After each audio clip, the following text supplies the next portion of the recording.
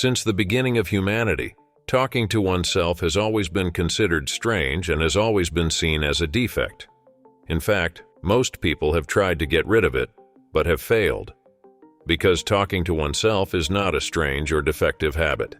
It is as natural as eating and drinking water. According to the psychologist Vygotsky, children talking to themselves is an important part of their development.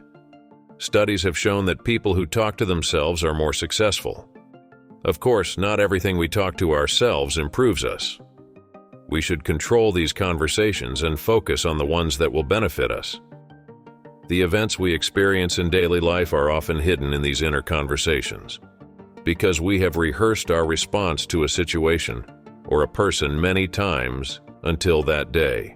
So our inner conversations serve as a rehearsal for our lives. If these conversations are so important in shaping our lives, how can we completely change our lives with these conversations? Let's answer a lot of questions with this. And if you are still not subscribed to the channel, you can stop the video and subscribe.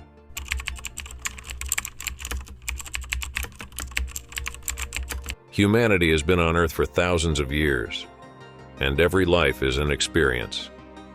People in the past have developed proverbs to explain their situations. One of them is, "Thought determines one's destiny." In almost every video, I talk about the importance of perspective. If your thinking changes, your perspective changes.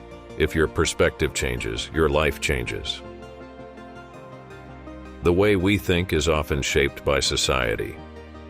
When you realize this and act against it, your change begins.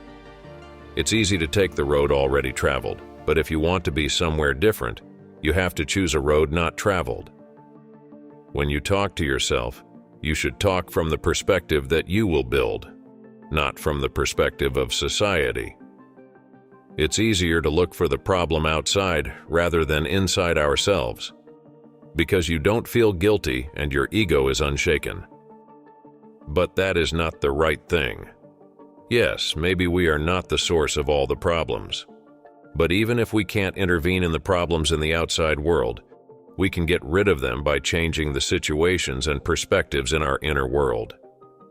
Most of the situations we are in are our choice, so we choose the things that make us sad and the things that make us happy. When we focus on negativity internally, we focus on negative things externally and become unhappy. What matters is what we focus on. Change is not called for with a loud voice, but with intense inner attention. The events and relationships in our lives are a reflection of our inner world, created through attentive listening.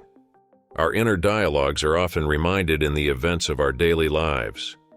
If we want to find beauty on the outside, there must be a conversation about how we can find it on the inside. Mastering the inner conversation will help you master how to get what you want out of life. Have you been right about a conversation or a dream you had with yourself recently? You were right, even if the outcome didn't please you. In 1948, the social psychologist Robert Merton coined the following concept: self-fulfilling prophecy. Merton defined it as the ability of a prediction to influence people's behavior to increase the likelihood that it will come true.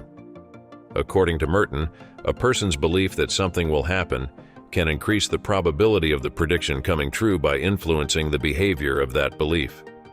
This is called self-fulfilling prophecy. That's how words or thoughts that are the product of our minds are reflected in the external world. That inner conversation that keeps us awake at night shapes the life we create within ourselves and around us when we wake up the next morning. As the ancient teachings say, the union of word and mind gives birth to life. We all have challenges in our lives. Some of us are able to ignore them and move on, while others are stuck and remain fixed in place. Again, it is the inner dialogue that makes the difference.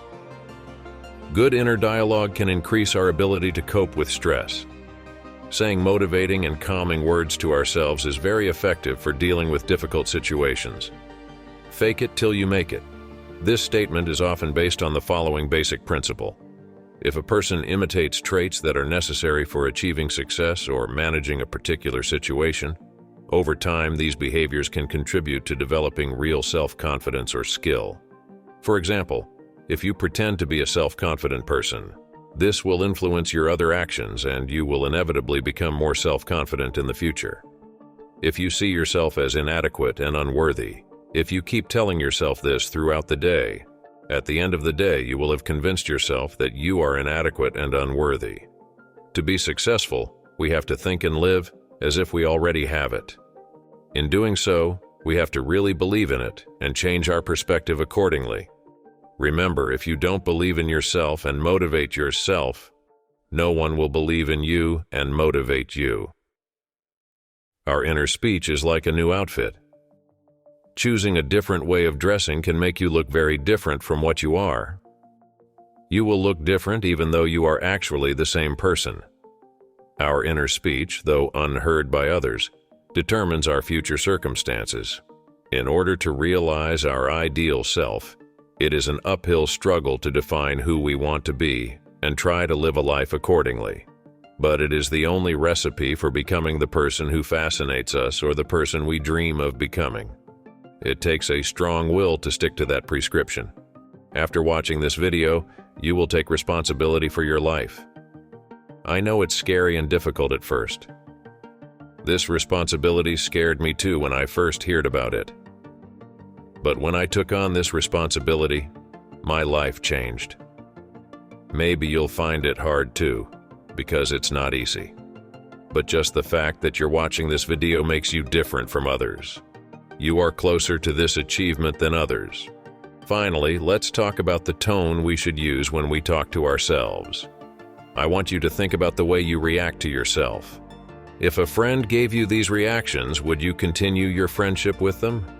Probably not, because we can be so cruel to ourselves. Why do we do something to ourselves that we shouldn't even do to someone else? Remember how kind you were to someone whose love for you you didn't want to lose, and how you embraced them with love despite the big mistakes they made. Remember how you managed to forgive their mistakes and support them. You need to show the same compassion to yourself. You can use a more positive tone when talking to yourself. There are moments when we sabotage ourselves in some of our inner conversations. When we daydream, we may first think of negative scenarios about the situation. This is normal because that's what the human mind is designed for. Before I end the video, I would like to thank you for watching this far and being part of our family. I look forward to your comments and any questions you have. I would like to remind you once again that your likes are very important to me. Keep improving until the next video. See you soon.